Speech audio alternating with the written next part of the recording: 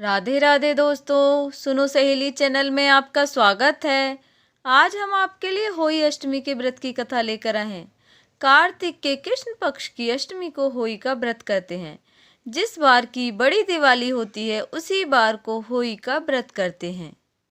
दीवार पर होली काटते हैं या कैलेंडर लगाते हैं और कथा सुनते हैं। 14 पूड़े या गुलाब जामुन फल रुपये रखकर बायना निकालते हैं और तारे निकलने पर अर्घ देकर अपना व्रत खोलते हैं। तो चलिए दोस्तों, हम भी होली अष्टमी के व्रत की कथा शुरू करते हैं।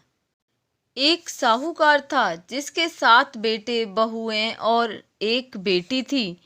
कार्तिक के महीने में दिवाली से पहले अष्टमी को अपने मकान की लिपाई पुताई करने के लिए 7 बहुएं अपनी इकलौती ननद के साथ जंगल में जाकर खदान में मिट्टी खोद रही थीं। वहाँ स्याऊ की मान थी। मिट्टी खोदते समय ननद के हाथ से कुदाली स्याऊ के बच्चे को लग गई और वह तुरंत मर गया। इससे स्याऊ माता बहुत नाराज हो गई और बोली कि मैं तेरी कोख बांधूंगी। ननद अपने 7 भाभियों से बोली कि तुम में से कोई अपनी कोख बंधवा लो। तब 6 भाभियों ने अपनी कोख बंधवाने से इनकार कर दिया, परंतु छोटी भाभी सोचने लगी कि यदि मैंने भी अपनी कोख नहीं बंधवाई तो सासू जी नाराज होंगी। यह सोचकर ननद के बदले में छोटी भाभी ने अपनी कोख बंधवा ली। इसके बाद छोटी बहू के जो बच्चा होता वह 7 दिन का होकर मर जाता। एक दिन उसने पंडित जी को बुलाकर पूछा कि मेरी संतान 7वें दिन मर जाती है, इसके लिए मैं क्या करूं? तब पंडित जी ने कहा कि तुम सुरई गाय की सेवा करो। सुरई गाय स्याऊ माता की सहेली है, वह तेरी कोख खुलवा देगी, तब ही तेरा बच्चा जिएगा। अब वह बहुत जल्दी उठकर चुपचाप सुरई गाय के नीचे साफ सफाई कराती थी। गाय एक पैर से लंगड़ी थी। गौ माता बोली कि हर रोज उठकर कौन मेरी सेवा कर जाता है, आज मैं जरूर देखूंगी।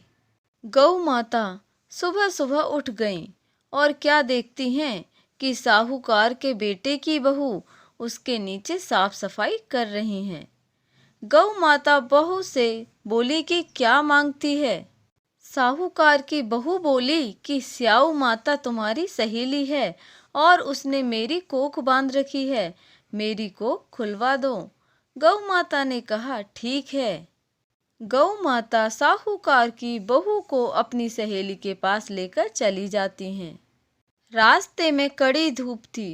वे दोनों एक पेड़ के नीचे बैठ गईं। थोड़ी देर में एक सांप आया। उसी पेड़ पर गरुड़ पंखनी के बच्चे को डसने लगा। साहूकार की बहू ने सांप ढाल के नीचे दबा दिया और गरुड़ पंखनी के बच्चे को बचा लिया। थोड़ी देर में गरुड़ पंखनी आई तो वहां खून देखकर साहूकार की बहू को चोंच मारने लगी।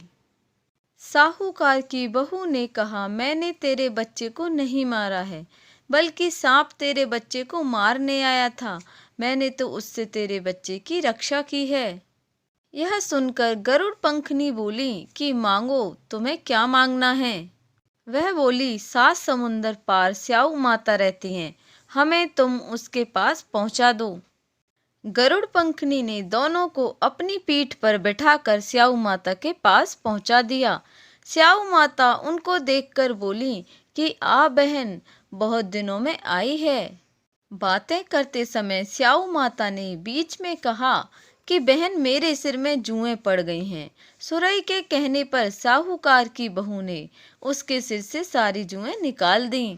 इस पर स्याऊ माता ने प्रसन्न होकर कहा, तूने मेरे सिर में बहुत सलाई फेरी है, इसलिए तेरे 7 बेटे और 7 बहू होंगी।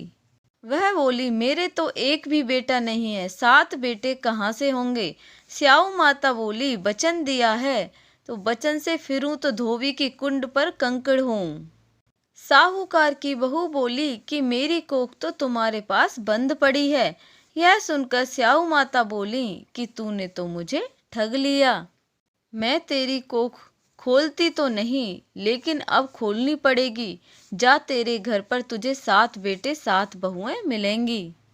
तू जाकर 7 उद्यापन करियो, 7 होई बनाकर 7 कढ़ाई करियो।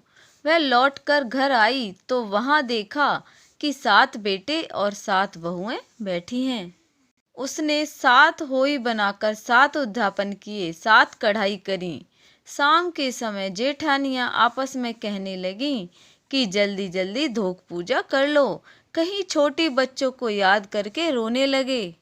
थोड़ी देर में उन्होंने अपने बच्चों से कहा, अपनी चाची के घर जाकर देख कर आओ कि आज वह अभी तक रोई क्यों नहीं है। बच्चों ने आकर कहा कि चाची तो होई बना रही हैं, खूब उद्यापन हो रहा है।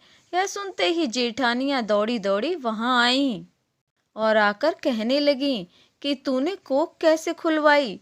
उसने कहा, तुमने तो कोख बंधवाई नहीं थी, सो मैंने कोख बंधवा ली थी। परंतु अब स्याऊ माता ने दया करके मेरी कोख खोल दी है। स्याऊ माता जैसे साहूकार के बेटे की बहू की कोख खोली, वैसे ही हमारी और सब परिवार की बहुओं की कोख खोलती जाना। कहते सुनतों की, हुकारा भरतों की, सबकी कोख खोलना। तो दोस्तों, होई अष्टमी के व्रत की कथा यहीं समाप्त होती है। वीडियो को लाइक एंड सब्सक्राइब करना ना भूलें। मिलते हैं एक नई रोमांचक कथा के साथ। धन्यवाद।